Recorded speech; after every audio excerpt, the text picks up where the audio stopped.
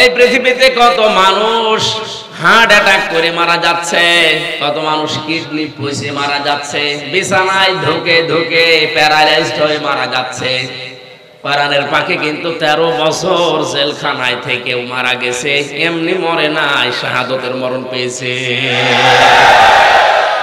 আপনি বিশ্বাস না করলেও অসুবিধা নেই। 13টা বছর এক ঘরে ছিল, কই মরল না তো। সারা জীবনের তার মোনাজাত এটা ছিল, আল্লাহুম্মা ইন্নী আসআলুকা শাহাদাতান ফি সাবিলিক। হে আল্লাহ, তুমি আর চাই করো, আমাকে তুমি শাহাদতের মরণ দিও। আল্লাহ যেন শাহাদত কবুল করেন, বলেন আমিন। 3 নাম্বার আলেম হচ্ছে তারা যে মানুষগুলো সুযোগ থাকার পরেও আল্লাহর নিষিদ্ধ কাজ থেকে নিজেকে বিরত রাখতে পারে। এই 3টা গুণ অর্জনের মাধ্যমে প্রকৃত আলেম হওয়ার তৌফিক আল্লাহ আমাদের দান করেন, আমিন। রিমান্ডে আমারে জিজ্ঞাসা করছিল প্রথম মামলায় যে আপনি বলেছিলেন যে হক্কানি আলেম পাওয়া যায় 3টা জায়গায়, মাটির নিচে, জিহাদের ময়দানে, আর জালেমের জেলখানা। কোথায় পেলেন আপনি? আমি একে হাদিসকে আমি বানাই। ইমাম ইবনে তাইমিয়া রাহমাতুল্লাহ আলাইহি তার কিতাবে এটা লিখেছেন। আমরা অনেকেই, বিশেষ করে বাংলাদেশ, ভারত, পাকিস্তান, এই 3টা দেশে হক্কানি আলেম চিনতে ভুল করি। আমরা অনেকেই মনে করি হক্কানি আলেম মানে যে দরবারে বসে বসে শুধু হু হু করে এই লোকটা, না। ইমাম ইবনে তাইমিয়া লিখেছেন, হক্কানি আলেম যদি কেউ দেখতে চাও, সর্বপ্রথম তোমার মাটির নিচে যাওয়া লাগবে, কবরে। মাটির নিচে হক্কানি আলেম আছে না নেই? ইমাম আবু হানিফা 8 বছর জেলখানায় থেকে জেলে মারা গেছে। কথা বলেন না কেন? বিষ পান করে তাকে বের করে দিয়ে তিনিও শহীদ হয়ে মারা গেছে। এখন আছে কোথায়? মাটির নিচে। ইমাম ইবনে মালিক 42 দিন রিমান্ডে ছিল, হাত তার এখান থেকে ডিসকানেক্ট হয়ে গিয়েছিল। যত হক্কানি আলেম আমরা পৃথিবীতে নাম শুনি, সবগুলো এখন প্রায় মাটির নিচে। তিনি বলেন, 2 নম্বরে তোমরা যদি দেখতে চাও যে হক্কানি আলেম কোথায় পাওয়া যায়, জিহাদের ময়দানে যাও। নিজের বিবি, মাল, বাচ্চা, সম্পদ, সন্তান, প্রভাব, প্রতিপত্তি দুনিয়ায় একদিকে, খালি পায়ে খালি গায়ে শুধু তরবারি নিয়ে ছুটতেছে জিহাদের ময়দানে আল্লাহর দ্বীন কায়েমের নেশায়। এই মানুষগুলোর জীবনে একটাই আশা, ওয়ালা তাহসাবান্নাল্লাযীনা কুতিলু ফি সাবিলিল্লাহি আমওয়াতা বাল আহয়াউন ইনদা রাব্বিহিম ইরসাকুন। সূরা আলে ইমরানের 169 নম্বর আয়াতে আছে, আল্লাহ পাক বলেন যে মানুষগুলো আমি আল্লাহর রাস্তায় জীবন দেয়, এদেরকে মৃত বলবা না, এরা জীবিত, এবং আমি আল্লাহর কাছে এরা রিজিক পায়। জোরে বলেন সুবহানাল্লাহ। মুফতি হারুন স্যার এখনই যদি মারা যায়, আর যদি ঈমান নিয়ে মারা যায়, কবরে দেবেন, ঘুমিয়ে পড়বে, কিয়ামত পর্যন্ত ঘুমাবে, এই শেষ। এর আগেও কিছু নেই, পরে কিছু নেই। যদি ঈমান নিয়ে মারা যায়, ইসরাফিল যেদিন ফুৎকার দেবে সেদিন উনি উঠবে। কিন্তু উনি যদি শাহাদতের মরণ পায়, কবরে দেওয়ার পরে আর ঘুমাবে না, উনি জীবিত। শুধু জীবিত না, জেগে থাকলে খাওয়া লাগে। কথা বলে না কেন? কিয়ামত পর্যন্ত আল্লাহ জান্নাতের খাবারগুলো নিজে তাকে খাওয়াবে। 3টা বছর এই যে কোরআন শরীফ আমার সামনে, যতদিন আমি তাহাজ্জুদের নামাজ পড়েছি, একটা কথা শেষের দিকে বলতাম, আল্লাহ মরণ তো আজ হোক কাল হোক মাস্ট বি আসবে। আল্লাহুম্মা ইন্নী আসআলুকা শাহাদাতান ফি সাবিলিক, তুমি মেহেরবানি করে শাহাদাতের মরণ আমারে দিও। আরো জোরে বলেন আমিন। এ দোয়া শুধু আমার একার দোয়া না, আমাদের সবার দোয়া। এদের শাহাদাতের মরণ যদি কেউ পায়, সে কিন্তু আর ঘুমাবে না, কারণ ঘুমিয়ে থাকলে খাওয়া লাগে না, জেগে থাকলে খাওয়া লাগে। আর যাকে তাকে আল্লাহ শাহাদাতের মরণ দেয় না। ওয়ালিয়ালামাল্লাহুল্লাযীনা আমানু ওয়া ইয়াত্তাখিযা মিনকুম শুহাদা ওয়াল্লাহু লা ইউহিব্বুল الظالمين সূরা আলে ইমরান 4 নম্বর পারার 6 নম্বর পৃষ্ঠার 15 নম্বর লাইনের 140 নম্বর আয়াতের শেষের দিকে আছে। এটা তাফসিরে হক্কানিতে পাবেন। আল্লাহ পাক বলেন, এই পৃথিবীতে কিছু মানুষকে আমি আল্লাহ শাহাদতের মরণ দিয়ে ধন্য করতে চাই, যাদের ঈমান এবং কাজকর্ম প্র্যাকটিক্যাল লাইফ আমি আল্লাহর পছন্দ হয়। আপনি আশা করবেন না আপনাকে আল্লাহ আন্দাজে শাহাদতের মরণ দিয়ে ধন্য করবে না, হয়তো ঈমান দিয়ে মারা যেতে পারেন, কিন্তু শাহাদতের মরণ পেতে হলে আপনার প্র্যাকটিক্যাল লাইফের উপরে, আপনার কর্মজীবনের উপরে আল্লাহ খুশি থাকা লাগবে। শব্দের দিকে খেয়াল করে শোনেন। এরকম দরুদ কিয়ামত পর্যন্ত পড়ে যাবেন। রহমত দৃষ্টি 10 বার আসা তো দূরের কথা, দৃষ্টি থাকলে আরো লোক করিয়ে নেবে। কারণ যে কথা মতো কাজ করে না সে মুনাফিক। এই কথা বলা লাগবে। যে তার কথা মতো কাজ করে না সে কি? সাহাবা একরাম আল্লাহর দরবারে কবুল হওয়ার পেছনে আমি যতটুকু পড়াশোনা করেছি, আমি 7টা কারণ পেয়েছি। সাহাবা একরাম আল্লাহর দরবারে কবুল হয়েছিলেন, কারণ ছিল 7টা। 1 নম্বরে সাহাবী, তাদের নামে আল্লাহ কোরআনে আয়াত নাজিল দিয়েছেন, রাদিয়াল্লাহু আনহুম ওয়া রাদু আন। আমি আল্লাহ নিজে তাদের উপরে রাজি হয়ে গেছি, তারা যেমন আমার উপরে রাজি। এই শব্দটা এমনি নাজিল হয়নি। খেয়াল করে শুনেন, সাহাবীরা আল্লাহর দরবারে কবুল হওয়ার পেছনে কারণ কয়টা? আরো জোরে বলেন। 1 নাম্বার কারণ হচ্ছে সাহাবীদের মুখের কথার সাথে মনের কথার মিল ছিল। আজ আমরা আলেম বলেন, জালেম বলেন, হাজারো মানুষ নবীর উম্মত দাবি করছে ঠিক, কিন্তু মুখের কথার সাথে আমাদের মনের কথার মিল নেই। এখানেও যদি হাত তুলতে বলি এখন, আবেগে অনেকে ঠ্যাং তুলে ফেলবে। আমার মনে হয় সামিয়ানা ছেড়ে যদি ছেড়ে দেওয়া হয়, আগে যা ছিল তাই। এ তো চট্টগ্রামের সামিয়ানা। কাবা শরীফ তাওয়াফ করার সময় দেখে এক মুরব্বি কাঁদতেছে রুকনি আমিনের কাছে দাঁড়িয়ে। কি কাঁদেন কেন? বাড়ি কোথায়? বাংলাদেশ। কোথায়? চট্টগ্রাম। চট্টগ্রাম বিভাগে নোয়াখালী বাড়ি। নোয়াখালী বাড়ি কোন এলাকায়? বলে কোম্পানিগঞ্জ। একটা জায়গা মতো ওবায়দুল কাদেরের এলাকায় বাড়ি। আমি তো পোস্টার দেখে মানে খেয়ে হারিয়ে ফেলেছি। সকাল 10টা থেকে আরম্ভ, আপনারা এখনো বসে আছেন।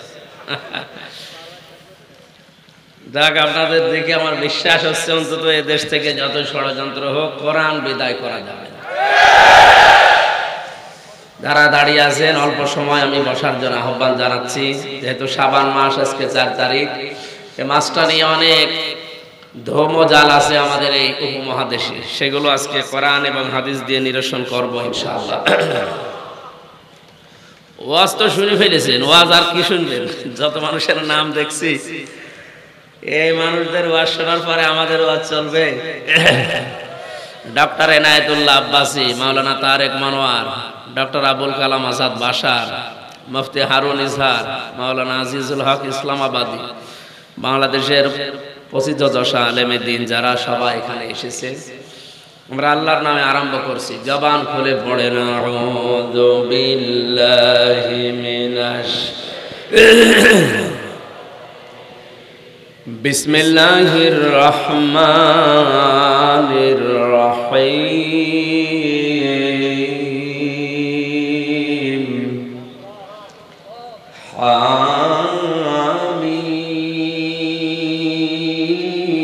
হামিম ওয়াল কিতাবিল মুবিন।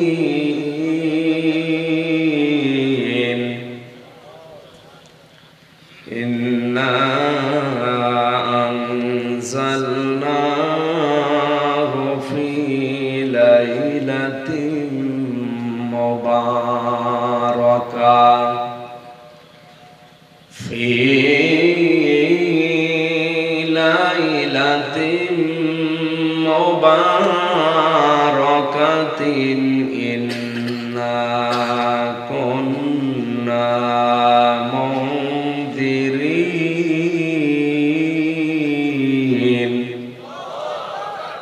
ফি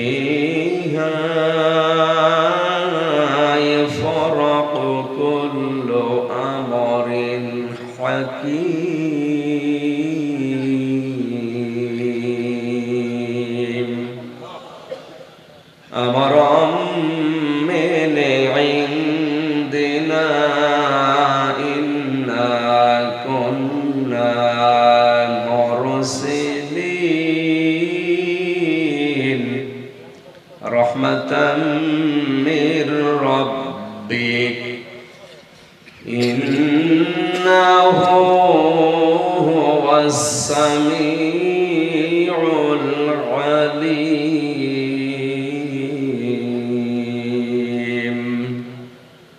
সাদাকতা ইয়া রাব্বানা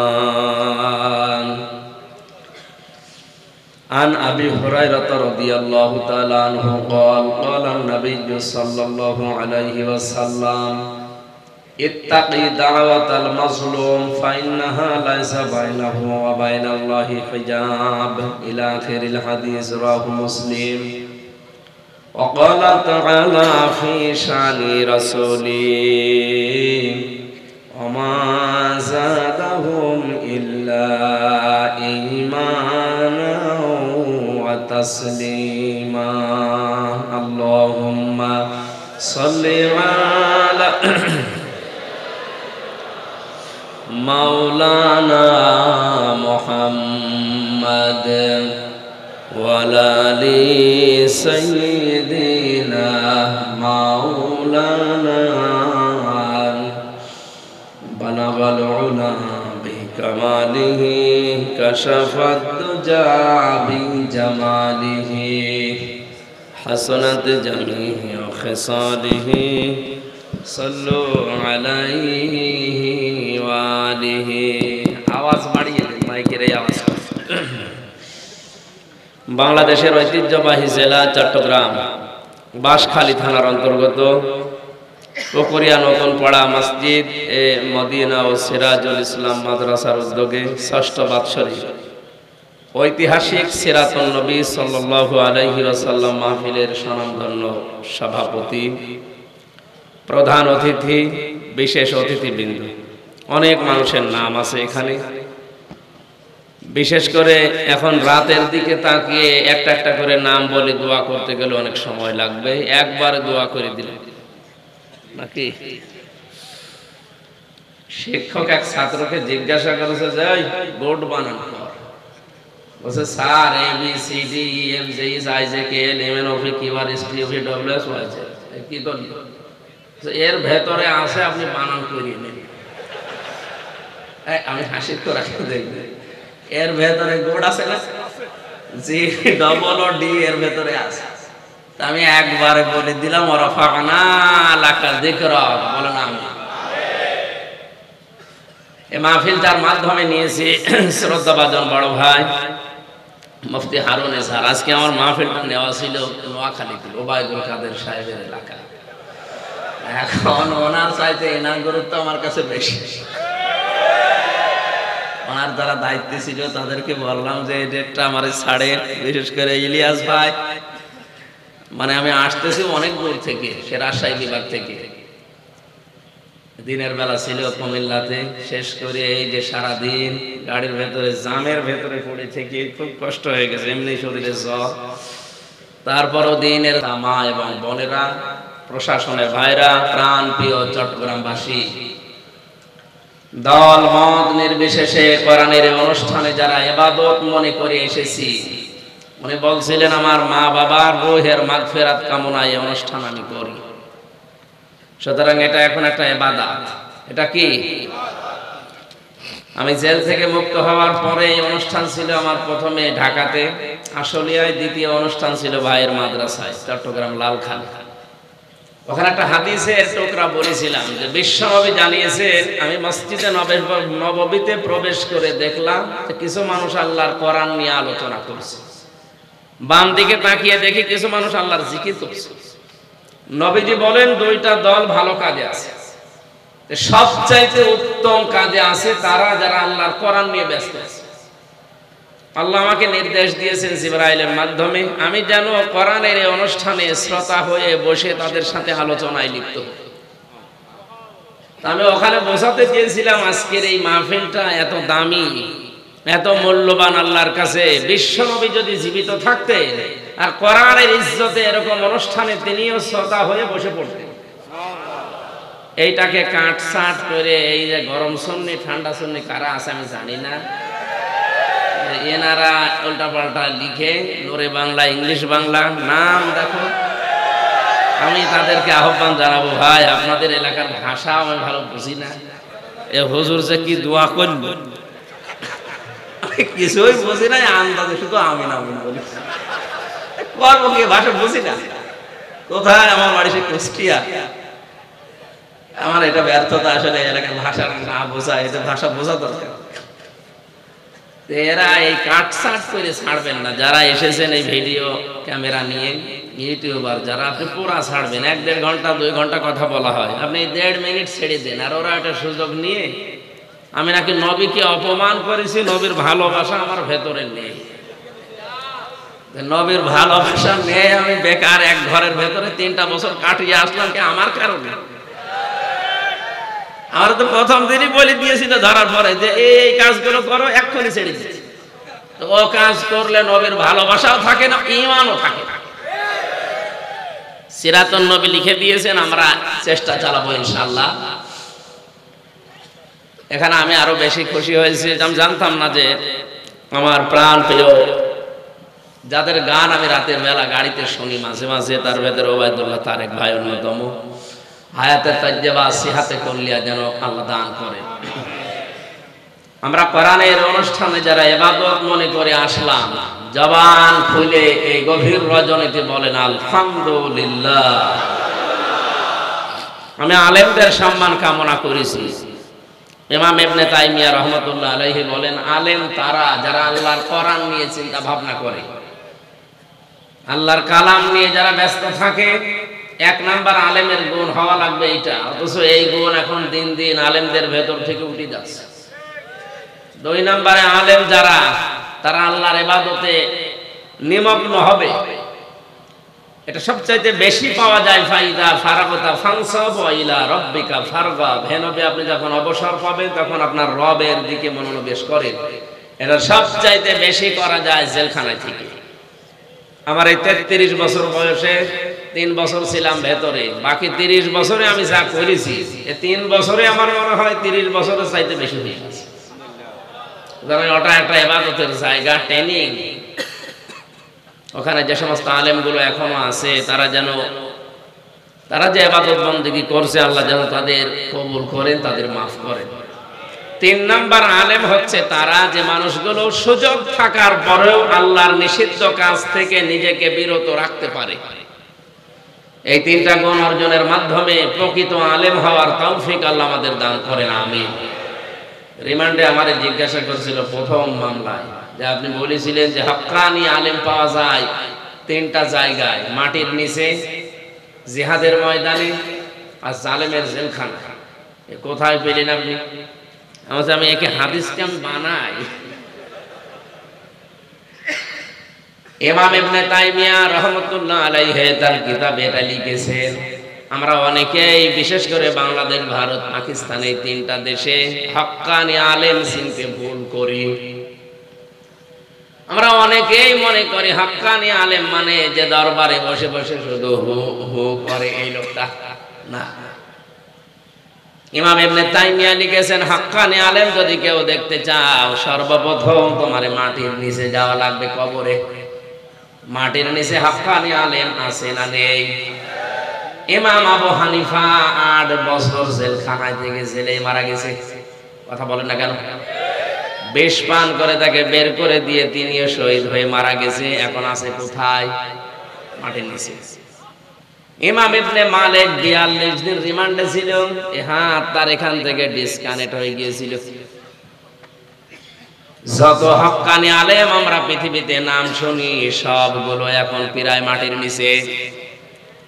তিনি বলেন, 2 নম্বরে তোমরা যদি দেখতে চাও যে হক্কানি আলেম কোথায় পাওয়া যায়, জিহাদের ময়দানে যাও।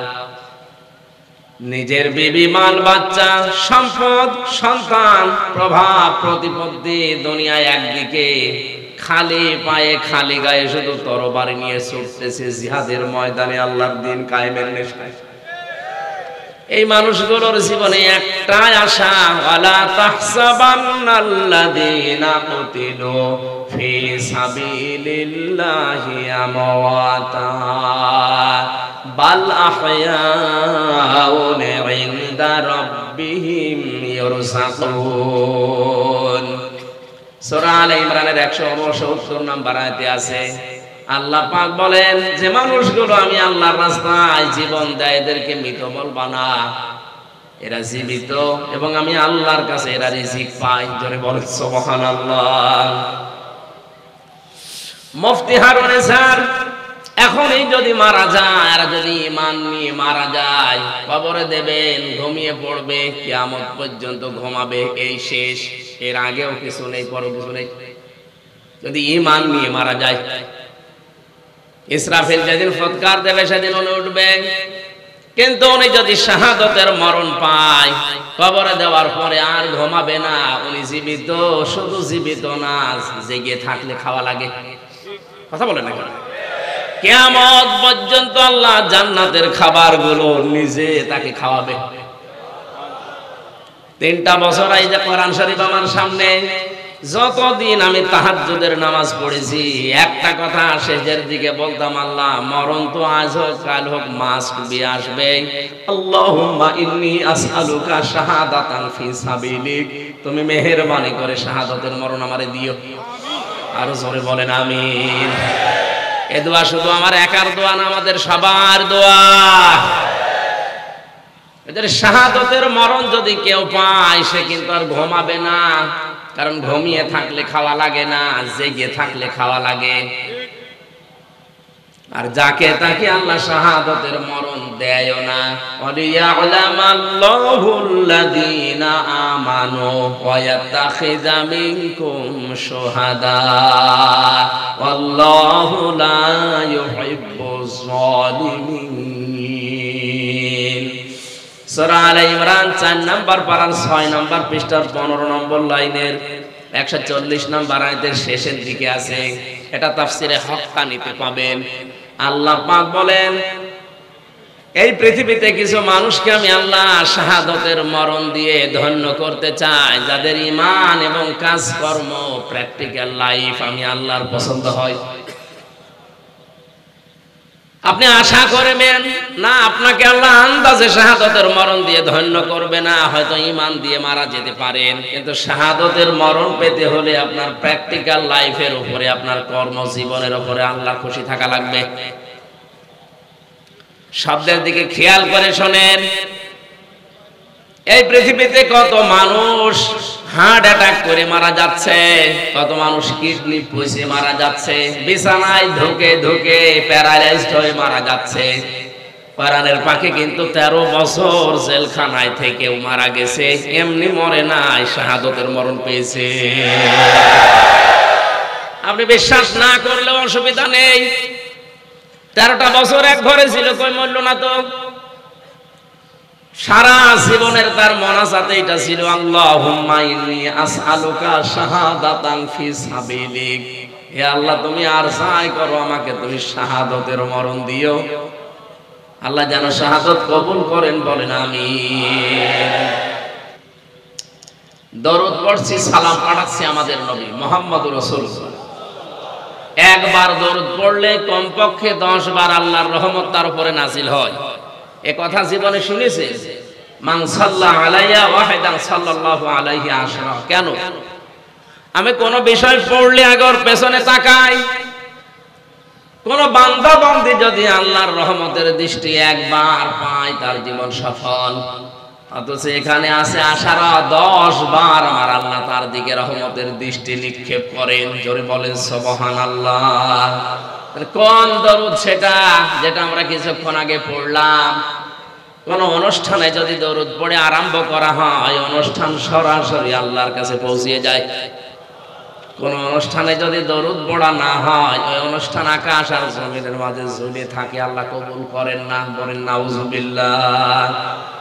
এখন এই অনুষ্ঠান কবুল হয়েছে কিনা দেখে, দরুদের ভেতরে যে কথাগুলো সবাই মিলে সমস্বরে বলেছি, ওইটা আমাদের প্র্যাকটিক্যাল লাইফে দেখানো লাগবে। ভালো করে শুনে। কি বললেন আপনি? আল্লাহুম্মা সাল্লি আলা, হে আল্লাহ তুমি রহমত নাযিল করো আলা মুহাম্মদ, মুহাম্মাদের উপরে। আমার যেন কেন মনে হচ্ছে আমার আল্লাহ মনে হয় ডাক দিয়ে বলছে চট্টগ্রামের লোকেরা, যেভাবে বললে মুহাম্মাদের উপরে রহমত নাযিল করো, এই মুহাম্মদ কে?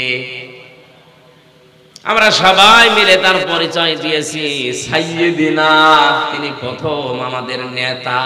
আমাদের কি? শুধু আমার না, না বহু বচন দিয়েছি, জামা মুতাকাল্লিম, আমরা সবাই বলছি তিনি আমাদের নেতা। তাহলে নবীজির প্রথম পরিচয় নবীজি আমাদের নেতা। আরো জোরে, জোর হলো না? এখানে যারা বসে আছে নামাজ পড়ে, নামাজ পড়তে গেলে ওযু করা লাগে। 7টা কারণে ওযু ভেঙে যায় আমরা জানি, বলেন না কেন? ওযু যদি ভেঙে যায় ওই ওযু দিয়ে নামাজ হবে? নামাজ ভেঙে যায় 19টা কারণে। কয় কারণে? একটা কারণে যদি নামাজ মনে করেন ভেঙে গেল, ওর দ্বারা কিছু পাওয়া যাবে সওয়াব। মানুষের এই আমল ভেঙে যায় 2টা কারণে, কুফরি করলে আর আল্লাহর পথে বাধা দিলে। এরকম পৃথিবীর প্রতিটি ইবাদতে আপনি নষ্ট হয় কি করে, ভেঙে যায় করে, কিছু কিছু কারণ আমরা পেয়েছি। জান্নাতে যাওয়ার জন্য যেটা সবচাইতে বেশি দামি দরকার, তার নাম ঈমান। ঈমানও ভেঙে যায় 10টা কারণে। কয় কারণে? এখানে কত মানুষ বসে আছে কোনদিন চিন্তা করে না যে 10টা কারণে ঈমান ভেঙে যায়, 7টা কারণে ওযু ভেঙে যায়, আবার নতুন করে ওযু করে, 19টা কারণে নামাজ ভেঙে যায়, নতুন করে নামাজ পড়ে। ঈমান আছে না ভেঙে গেছে কোনদিন চিন্তাও আসে না। কথা বলেন না কেন? খলিফাতুল মুসলিমিন হযরতে ওমর রাদিয়াল্লাহু তাআলা আনহু মাঝে মাঝে হুযায়ফা ইবনুল ইয়ামিনকে ডাক দিয়ে বলতেন, ভাই নবীজি ইন্তেকালের আগে তোমার কাছে তো মদিনায় মুনাফিক কারা কারা একটা লিস্ট দিয়ে গেছে, ওই লিস্টের ভেতরে দেখো তো আমি ওমরের নামটা আছে কিনা। হযরত হুযায়ফা কেঁদে ফেললেন, ডাক দিয়ে বলে, খলিফা কি বলেন আপনি? আপনাকে জিন্দা অবস্থায় নবীজি সার্টিফিকেট দিয়েছে আপনি জান্নাতি। আল্লাহর নবী জানিয়েছেন আকাশের তারকাকেও যদি গণনা করে একদিন শেষ করে ফেলবে, কিন্তু ওমর জীবনে নেকির কাজ যা করেছে কেউ গণনা করে শেষ করতে পারবে না। আনা খাতামান নাবিয়্যিন আলা নাবিয়্যা বাদি লাকানা ওমর, এই পৃথিবীতে আমি শেষ নবী, আমার পরে কোন নবী রাসূল আসবে না, যদি আসে ওমর আল্লাহর নবী হয়ে যাবে। এত কোয়ালিটি আপনার, আর আপনি বলছেন এই লিস্টের ভেতরে আপনার নাম আছে, আপনি মুনাফিক না। হযরত ওমর ওই দিন বলেছিলেন, হুযায়ফা আমি নবীজির মুখেই শুনেছি পৃথিবীতে নবী ছাড়া কারো ঈমান নিরাপদ না। যখন তখন ঈমান নষ্ট হয়ে যেতে পারে, ভেঙে যেতে পারে। তারা ছিল কোন ধান্দায় আর আমরা আছি কোন ধান্দায়? আজকে আমাদের এখান থেকে সিদ্ধান্ত নিয়ে দেখে যাওয়া লাগবে আমার ঈমান আছে না ভেঙে গেছে। পারবেন তো? হ্যাঁ পারবেন। 10টা তো বলা এখন সম্ভব না, রাত 12টা বেজে যাচ্ছে। আমি তাড়াতাড়ি করে সামারাইজ করছি। আমি 4 নাম্বারটা শুধু আয়াতের সাথে রিলেটেড, এই জন্য বললাম। আল্লাহর নবী জানিয়েছেন এই পৃথিবীতে যদি কোনোদিন মুসা নবীও আসে, ঈসা নবীও আসে, আর আমার আদর্শ বাদ দিয়ে কোন মানুষ যদি মুসা নবী ঈসা নবীকে গ্রহণ করে, ওই লোকটা জাহান্নামে যাবে। চট্টগ্রামবাসী খেয়াল করেন তো, যার তার নাম বলেননি নবীজি, 2জন পাওয়ারফুল নবীর নাম বলেছেন, মুসা, ঈসা আলাইহিস সালাম। এত বড় পাওয়ারফুল নবী যারা আল্লাহর সাথে কথা বলতেন, কালিমুল্লাহ বলা হয়, রূহুল্লাহ বলা হয় যাদেরকে, তারা যদি এখন দুনিয়ায় আসে আর বিশ্ব নবীকে বাদ দিয়ে তাদেরকে যদি কেউ মেনে নেয়, সেই লোকটা কি? আরো জোরে বলেন। কারণ আল্লাহর ঘোষণা দেওয়া নেতা দুনিয়ায় একজন, ইয়াসিন ওয়াল কুরআনিল হাকীম। ইয়া মানে হে, সিন মানে সাজ্জাদ। তাফসীরে কাবীরে আল্লামা ফখরুদ্দীন রাজি লিখেছেন, সিনের 5টা অর্থ হয়। কয়টা? সিন মানে সাজ্জাদুল আলামিন, সিন মানে সাইয়্যিদুল বাশার, সিন মানে সাইয়্যিদুল কাওনাইন, সিন মানে সাইয়্যিদুল আম্বিয়া, সিন মানে সাইয়্যিদুল মুরসালিন। আমি একটা একটা করে শব্দের ব্যাখ্যা করতে গেলে সময় চলে যাবে, এজন্য খুব তাড়াতাড়ি করছি। আল্লাহর ঘোষণা দেওয়া মানুষের জন্য নেতা একজন। কয়জন? তাকে বাদ দিয়ে পৃথিবীর আর কাউকে যদি কেউ আদর্শ মনে করে চলে, ওর ঈমান আছে না গেছে? এখানে তো এরকম মানুষ নেই। আশা করছি আপনি থামবেন, এখনই আপনি পরিবর্তন হবেন। ইয়াউমা নাদউ কুল্লা উনাসিন বিইমামিহিম। সূরা বানী ইসরাঈলের ৭২ নম্বর আয়াতের প্রথম অংশে আল্লাহ জানিয়েছেন কিয়ামতে কিন্তু প্রতিটি মানুষকে তার নেতার সাথে ডাক দেওয়া হবে। কার সাথে? আগে নেতা, এরপরে কর্মী। এই জন্য আল্লাহ যখন বলছেন যে কে মুহাম্মদ, আমরা সবাই মিলে বললাম সাইয়্যিদিনা, তিনি সাধারণ কেউ না, তিনি আমাদের নেতা। একবার বলেন তো, আমার নেতা তোমার নেতা। ২ নম্বরে কি বলেছি তার পরিচয়ে? মাওলানা। মাওলানা মানে আমির হামজা, আরুনিজা। কি মাওলানা মানে কি? মাওলানা মানে অভিভাবক, গাইডলাইন দাতা, পথ প্রদর্শক। এই পৃথিবীতে ইসলামের পথ আমাদেরকে দেখিয়েছেন মুহাম্মাদুর রাসূলুল্লাহ। দরদের পরে আরো কথা আছে, যেই কয়টা কথা আছে সবগুলো আপনার জীবনে যখন মিলাবেন তখন উপর আল্লাহর রহমত 10 বার নিক্ষেপ হবে। একটাও ঠিক নেই, সাইয়্যিদিনা ঠিক নেই, মাওলানা ঠিক নেই, আন্দাজে দরুদ পড়ে চলে যাচ্ছে। এরকম দরুদ কিয়ামত পর্যন্ত পড়ে যাবেন। রহমত দৃষ্টি 10 বার আসা তো দূরের কথা, দৃষ্টি থাকলে আরো লোক করিয়ে নেবে। কারণ যে কথা মতো কাজ করে না সে মুনাফিক। এই কথা বলা লাগবে, যে তার কথা মতো কাজ করে না সে কি? সাহাবায়ে কেরাম আল্লাহর দরবারে কবুল হওয়ার পেছনে আমি যতটুকু পড়াশোনা করেছি, আমি 7টা কারণ পেয়েছি। সাহাবায়ে কেরাম আল্লাহর দরবারে কবুল হয়েছিলেন, কারণ ছিল 7টা। 1 নম্বরে সাহাবী, তাদের নামে আল্লাহ কোরআনে আয়াত নাজিল দিয়েছেন, রাদিয়াল্লাহু আনহুম ওয়া রাদু আন। আমি আল্লাহ নিজে তাদের উপরে রাজি হয়ে গেছি, তারা যেমন আমার উপরে রাজি। এই শব্দটা এমনি নাজিল হয়নি। খেয়াল করে শুনেন, সাহাবীরা আল্লাহর দরবারে কবুল হওয়ার পেছনে কারণ কয়টা? আরো জোরে বলেন।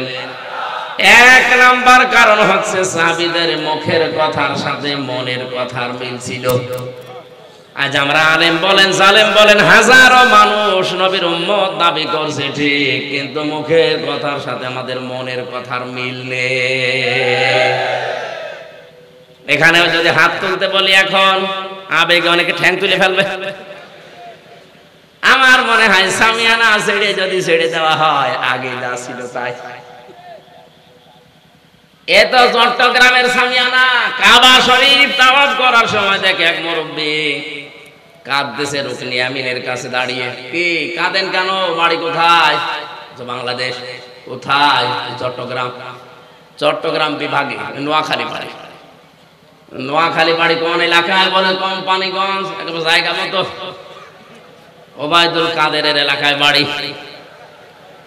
কোরআন শরীফে গোপন কথা আছে, এটা বানোয়াট, মিথ্যা কথা। আমি দলিল বলছি সূরা কাহফের 1 নম্বর আয়াত থেকে, আলহামদুলিল্লাহিল্লাযী আনজালা আলা আবদিহিল কিতাবা ওয়া লাম ইয়াজআল লাহু ইওয়াজা। আল্লাহ পাক বলেন প্রশংসা আল্লাহর। কেন জানো? কারণ তিনি তোমাদেরকে এমন একটা কিতাব দিয়েছেন যে কিতাবের ভেতরে কোনো গোপন কথা নেই, বক্রতা নেই, সংকীর্ণতা নেই। জোরে বলেন সুবহানাল্লাহ। চট্টগ্রামবাসী আয়াত থেকে যেটা শিক্ষা পাওয়া যায়, কোরআনে কোনো গোপন কথা যেহেতু নেই, এজন্য কোরআনের কাছে যারা আসে, কোরআনের আন্দোলন যারা করে, ওরা আর গোপন থাকে না, ওপেন হতে চায়। পৃথিবীর ইতিহাস এটাই। এর কাছে যারা আসে তারা আর গোপনে থাকে না। অথচ আজ অনেকেই দেখছি কোরআন পড়ার পরে অনেক আলেম পর্যন্ত বলছে হুজুর দিনকাল ভালো না, দোয়া করে গোপনে আছে। এটা একটা নির্ভেজাল সমস্যা। গোপনে আছে মানে দিনকাল ভালো না কে বলেছে? দিনকাল কি ১,৫০০ বছর আগের চাইতেও খারাপ হয়ে গেছে। ওই সময় ইমানের দাবি করলে করাত দিয়ে চিরে ফেলতো, চামড়া ছিঁড়ে লবণ দিত। কথা বলা লাগবে। হ্যাঁ, কিছু মানুষের জন্য এরকম কঠিন অবস্থা চলছে, আপনার ইমান তো আর ওই পর্যায়ের না। আপনি যদি বলেন হুজুর দিনকাল ভালো না, দোয়া করেন গোপনে আছি, যারা গোপনে থাকার কথা তারা কি বলবে? কোরআনের কাছে এসেছিলেন হযরত ওমর, তিনি কিন্তু আর গোপন থাকেননি। ডাক দিয়ে বলে ইয়া রাসূলুল্লাহ, এই কোরআন সত্য না মিথ্যা? নবীজি বলেন সত্য কোরআন। হযরত ওমর বলেছিলেন সত্য কোরআন মেনে নিলে আমার কি হবে? বিশ্বনবী একবারে জবাব দিয়েছেন তুমি জান্নাত পেয়ে যাবে। হযরত ওমর ওই সময় বলেছেন হে নবী, যে কোরআন সত্য মেনে নিলে জান্নাতের গ্যারান্টি দিয়ে দিলেন, এই কোরআন এইভাবে গোপনে আমি আর প্রচার করব না, আপনি আমারে অনুমতি দেন আমি কোরআনের পক্ষে কাবার চত্বরে একটা মিছিল দিয়ে আসি। তিনি শুরু করলেন কাবার চত্বরের দিকে, লিল্লাহি তাকবীর। কাফের মুশরিকরা চিন্তা করছে একে এভাবে তার তাকবীর দেয়, জালানা দিয়ে মুখ বের করে দেখে এই মিছিলের সামনে হযরত ওমর। তাড়াতাড়ি জালানা দরজা বন্ধ করে বলছে দরকার নেই, ওর সামনে গেলে মাথা থাকবে না।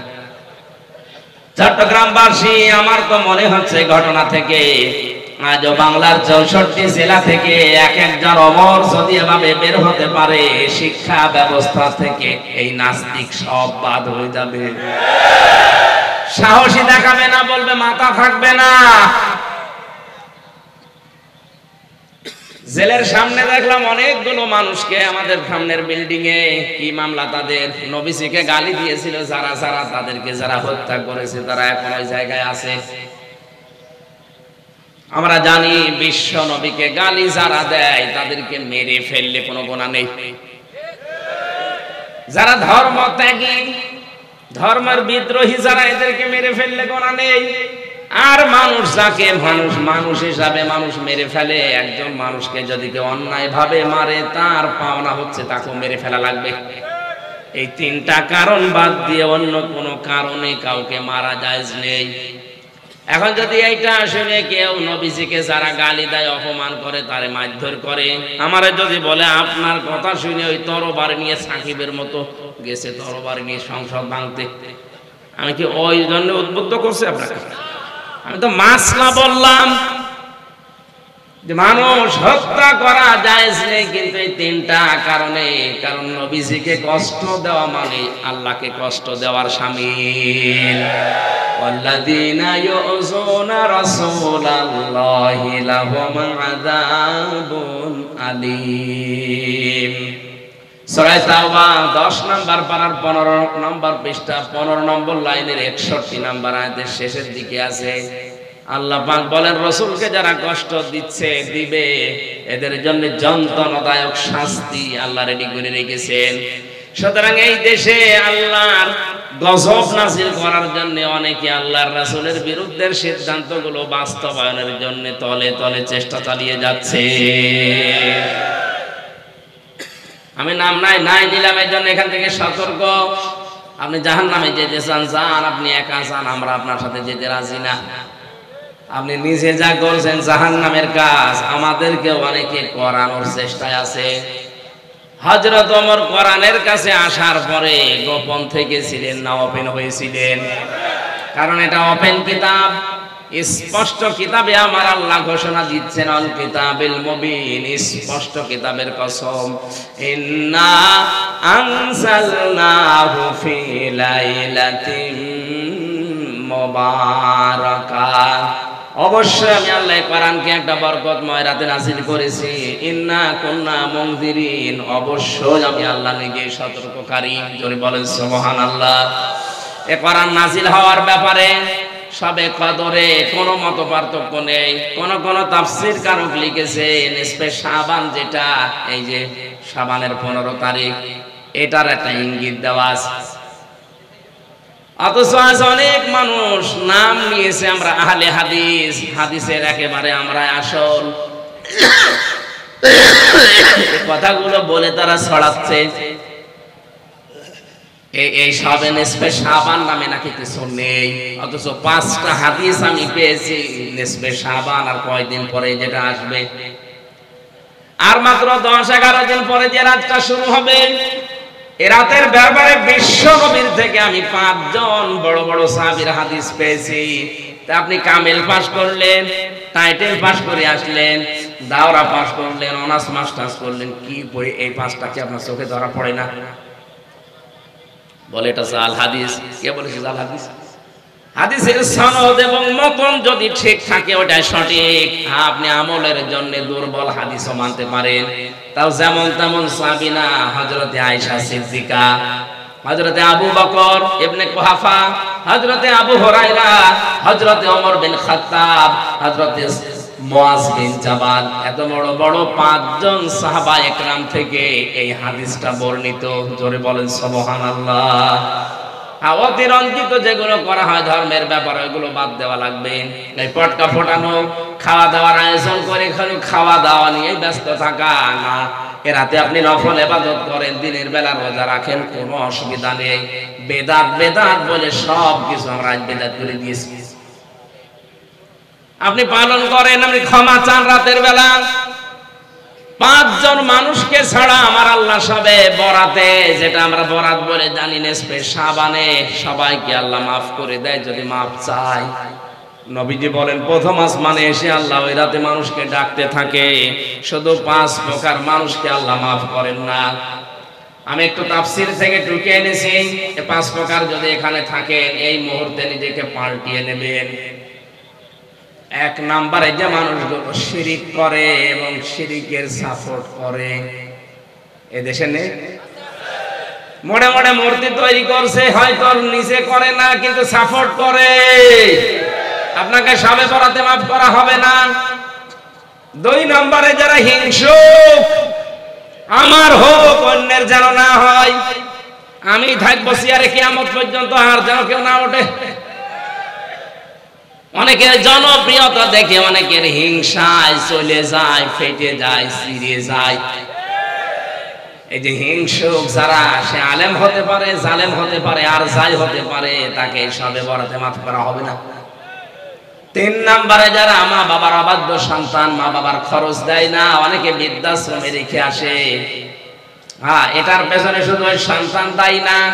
আমি যতটুকু বাস্তবতা বুঝেছি, আজ হাজারো পরিবারে মা বাবাকে বৃদ্ধাশ্রমে রেখে আসার পেছনে দায়ী হচ্ছে বেটার বউটা। এই বউটা এতক্ষণ পর্যন্ত বারবার শুধু ফসলায়, তোমার মাকে বাবাকে তাড়াতাড়ি রেখে আসো বাইরে, এ বুড়া বুড়ির সাথে আমার থাকা সম্ভব না। জোরে বলেন নাউজুবিল্লাহ। মেয়েটা যখন আসবে, ওই মেয়েটাকে, পুত্রবধূকে শ্বশুর শাশুড়ি নিজের মেয়ের মতো যদি মনে করতে পারে, আর ওই মেয়েটা যদি শ্বশুর শাশুড়িকে নিজের মা বাবার মতো মনে করতে পারে, ওই সংসারে কোনোদিন আলাদা হওয়ার কথা ভাবে না। কথা বলে না কেন? 2 জন 2 জনকে শত্রুতা মনে করে, নিজের মেয়ের হাজারো দোষ মাফ করে দেয়, আর অন্যের একটা মেয়ে এসেছে নতুন, তার পান থেকে চুন খসলে ছেলের কানে কানে তুলে দেয়। এরকম মা বাবা আছে না দেশে? নিজের মা বাবার হাজারো কত ভুল আপনি মাফ করে দেন, আর শ্বশুর শাশুড়ি একটু ভুল করলে স্বামীর কানে তুলে দিচ্ছেন। আমি মানুষ না, আমাদেরকে মা বাবার অবাধ্য হওয়া যাবে না। দুনিয়া একদিকেও যদি চলে যায়, হ্যাঁ বউ যদি বাদ দেওয়া লাগে বাদ দেওয়া লাগবে। যদি জায়েজ কোনো কারণে বউ বাদ দেওয়ার মতো পর্যায়ে চলে আসে, বউ বাদ দেওয়া জায়েজ আছে, কিন্তু মা বাবা ছেড়ে দেওয়া যাবে না। মুসলিম জাতির পিতা হযরত ইব্রাহিম আলাইহিস সালাম, তার সন্তান ইসমাঈল নবী আলাইহিস সালাম বাবার কথা মতো কিন্তু বউ তালাক দিয়েছিলেন। কথা বলেন ঠিক কিনা? এজন্য মা বাবার অবাধ্য সন্তান যারা, তাদেরকে এই নিসফে শাবান সবে বরাতে মাফ করা হবে না। তিরমিজির হাদিস। 4 নম্বরে যারা সুদখোর, যারা ঘুষখোর, এই 2টা দেশে নেই। আছে মানে এদেশে যদি ফেরেশতা এখন বাস করে, সেও সুদখোর। কারণ সুদ ছাড়া একটা জায়গা ওই দেশে এখন নেই। যতদিন পর্যন্ত বাংলাদেশে যাকাত ভিত্তিক অর্থনীতি কায়েম না হবে রাষ্ট্রীয়ভাবে, এদেশে ডাইরেক্ট হোক ইনডাইরেক্ট হোক সবাই আমরা সুদখোর। কথা বুঝতেছে? যেন এই গোনা থেকে বাঁচার জন্য সবচাইতে বড় মাধ্যম হচ্ছে রাষ্ট্রীয়ভাবে যাকাত ভিত্তিক অর্থনীতি কায়েম করা। এখন যারা দায়িত্বে আছে, প্রধানমন্ত্রী শেখ হাসিনা থেকে শুরু করে যারা আছে, জাতিকে যদি মায়ের সাথে জেনা করার মতো এই গোনা থেকে বাঁচাতে চান, আপনারা যাকাত ভিত্তিক অর্থনীতি সংসদে পাস করেন। এই দাবির পক্ষে আছেন না? এখানে শুধু এই 20,000 10,000 মানুষ না, আমার সামনে এখন বাংলার 18 কোটি মানুষ, কারণ এটা ভিডিও কালকে ছড়িয়ে যাবে। হাত তুলে দেখান আমরা সবাই যাকাত ভিত্তিক অর্থনীতি দেশে চাই। কথা বলেন ঠিক কিনা?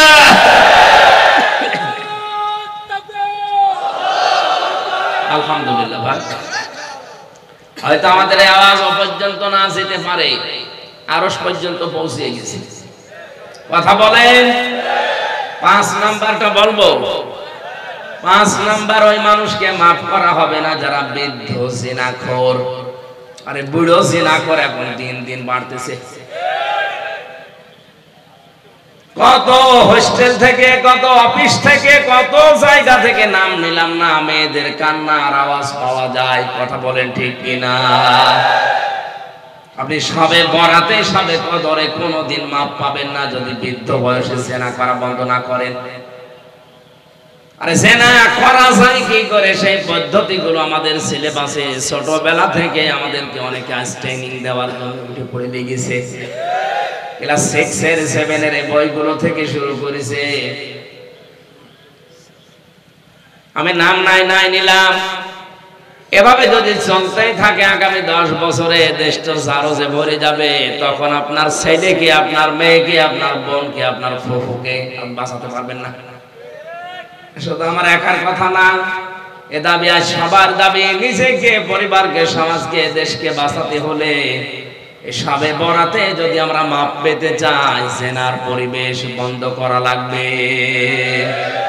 শয়তান ছিল যৌনবাদী ও যৌনতা ছড়াতে ভালোবাসতো। আল্লাহ পাক বলেন আমি সতর্ককারী, এই যে সতর্কগুলো করলাম তোমরা থামো। ফিহা ইয়াফরাকু কুল্লু আমরিন হাকিম আমরাম মিন ইনদিনা ইন্না কুন্না মুরসিলিন। এই গুরুত্বপূর্ণ রজনীতে আমি আল্লাহ বিশেষ বিশেষ কিছু সিদ্ধান্ত আমার আদেশ ক্রমে ফেরেশতারা নিয়ে থাকে। আমি অবশ্যই রাসূল পাঠিয়ে থাকি রাহমাতাম মির রাব্বিক, তোমার রবের পক্ষ থেকে এটা রহমত। ইন্নাহু হুয়াস সামিউল আলিম, অবশ্যই তিনি সব শোনেন, সব চাইতে বড় জ্ঞানী। এটা আয়াতের বাংলা অর্থ ছিল। তাফসীর করতে গেলে এক একটা শব্দে লক্ষ লক্ষ কথা লুকিয়ে আছে।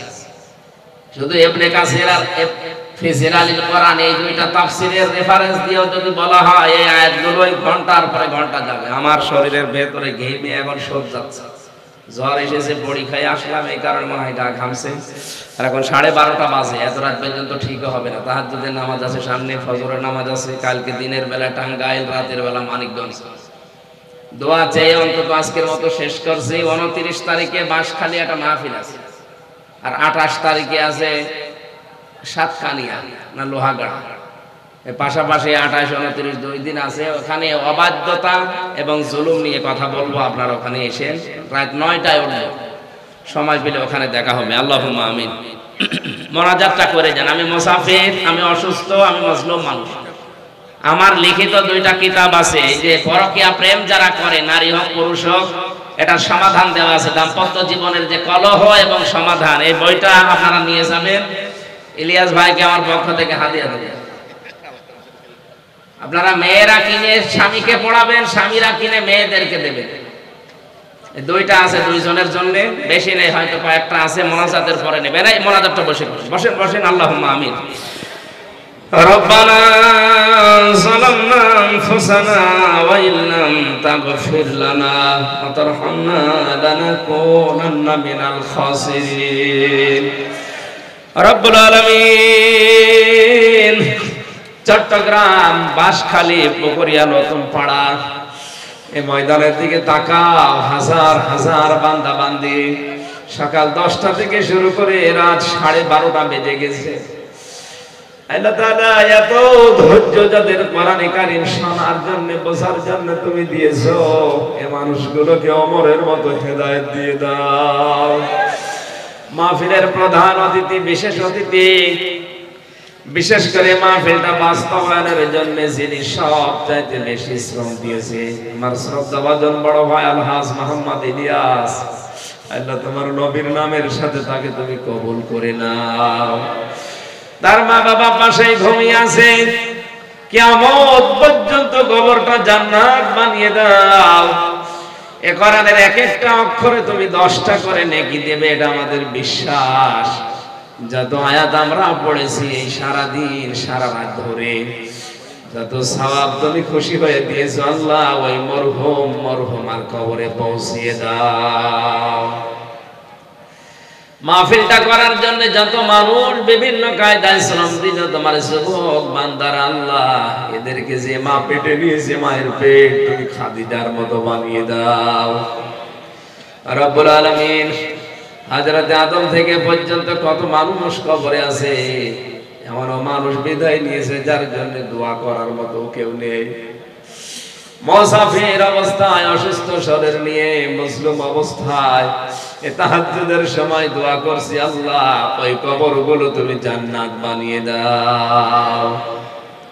আল্লাহুম্মা ইন্নী আসআলুকা শাহাদাতান ফি সাবিলিক ওয়াজআল মাউতি ফি বালাদি রাসূলিক।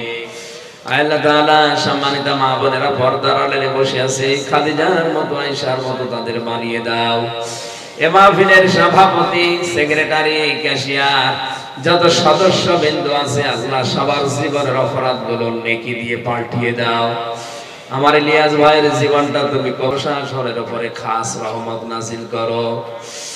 এই চট্টগ্রাম জেলার ডিসি, এসপি, টিএনও, বাঁশখালী থানার ওসি সহ যত পুলিশ সদস্যরা আজকে এই মাহফিলে দায়িত্বে আছে, নিজেদের বাবা মা, আত্মীয় স্বজন, ঘর বাড়ি ছেড়ে